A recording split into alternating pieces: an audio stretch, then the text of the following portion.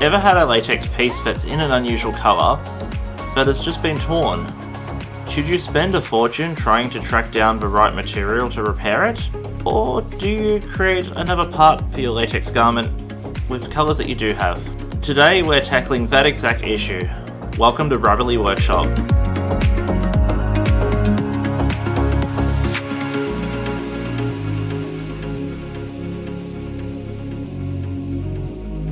As we're recording during Pride Month, we'd like to wish everyone a happy Pride, although, let's be real, every fucking day is Pride at Rubberly. Hey everyone, welcome back to the workshop. Today's episode didn't quite go as planned, but that's all part of a DIY journey, right? Let's take a look at what happened, and how I handled it. I have this t-shirt from Chance Latex, in an olive green. Not a common colour. Unfortunately, there was a small tear of about 2mm that had just come out of the collar, just a chunk. So the option would be to just get the same colour and replace that section, right? Not quite. There are surcharges on small runs of latex, and I don't really have much use for a whole 5mm roll of latex. So the next best thing is to use what latex I have and replace that section of the shirt. So normally that would just involve putting some solvent underneath and picking off the parts that I need to replace and cutting the same ones, right? Well, no, that's not the case. This shirt, I think it's about 8 or 9 years old. I picked it up a while ago. The latex does not come apart without a fight, and things started to break, and that's where we face problems. This is a common problem with older latex. It all starts to get a little bit gummy, and you'll know it has this weird texture. It only really seems to be bad with the collar on this shirt. The rest of the shirt seems okay, and it should still be wearable as long as we don't sustain any other damage to the shirt. Now, if I keep going like this is just going to be a very destructive teardown, and I don't think we want to go down that path. But what I can do is I can cut around this collar. The plan is to just cut this collar, divide it up into a couple of sections. We're going to try and make a pattern with that, and then we're just going to cut some latex pieces with that pattern. So let's have a look at the spare latex I do have. For these scraps I've got here, there's a few different colours. But ultimately, I think I'm going to go with the black. And this isn't just my usual 0.4mm black either.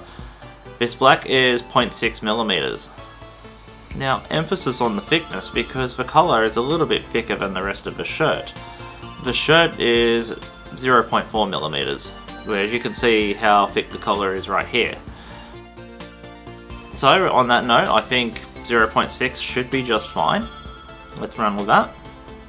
So essentially, we're just making a slightly bigger collar because we're going to cut out quite the gap.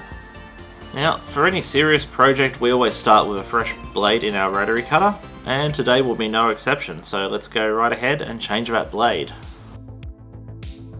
And with a new blade on our cutter, we are off to the races. Just pacing around those seam lines, using them as a rough guideline for what we want to cut out.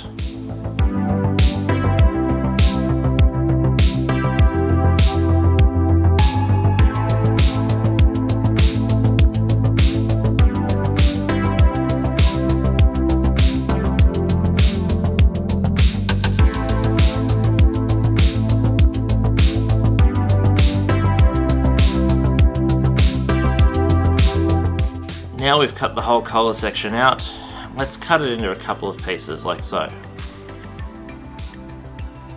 And this looks even enough, let's go with that.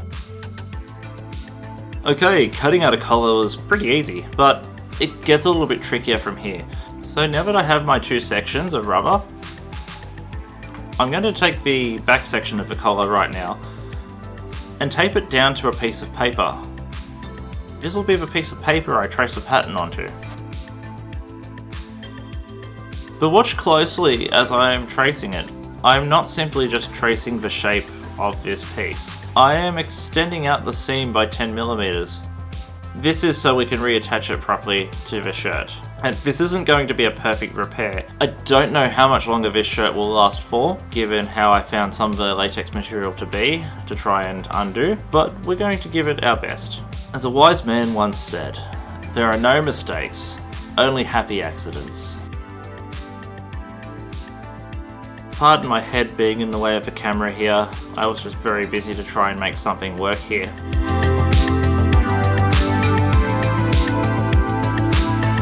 Okay, we seem to have a pattern that will do the job. Now let's cut that pattern out with the rotary cutter and move on to the next piece.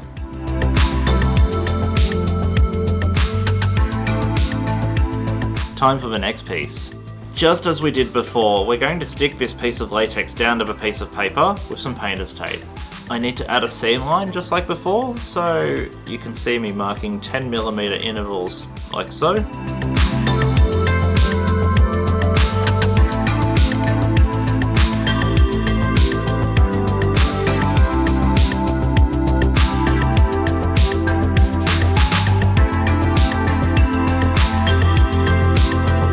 So now we have our pieces to cut out. Let's go onto the shiny side of this latex that we've chosen and try and efficiently place these parts. You'll typically want to place them as close to the edge as possible. We can take a shortcut here. I'm going to place a glue pot on top of one of the pattern pieces and use my chalk marker to whiz around like so.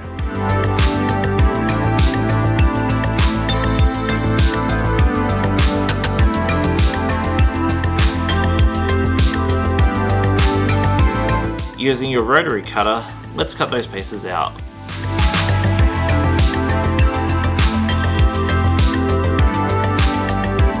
Okay, those two look good, let's go with them. So we know we want to join these seams by 10mm. Let's use some painter's tape to mark off the sections except for 10mm that we want to use for gluing on both the shirt and the collar, just like this. Well done. So when you've got all the surfaces you want to glue taped off, like so, give them a clean. Get some solvent on a rag and just give them a good scrub. Just like that. Now let's start with one piece at a time. Let's glue the front section of the collar with a nice even spread of rubber cement, like this. And let's do the same for the new collar piece as well. Let's give those pieces 5 minutes to cure. You'll note the curling should have stopped by now after 5 minutes. And now carefully stick on the front collar. You may have to mock this one up and try and get this one right before going ahead and putting it together. It'll take a few goes, but you can easily get there. Now let's do the same with the back of the collar. What we're going to do here is we're going to apply a thin layer of glue just as we did to the front, to the back, like so. Take your back piece and apply a thin layer of glue to that too. Let those dry for 5 minutes and let's get back into it. We're going to need to apply the collar carefully. Just as you would with any other pieces of latex, you don't want to stretch anything. Get everything to roll on nice and evenly. You don't want to get to the end of this joint and realise you've gone too far because your stretched piece of latex covers more ground than you really should be.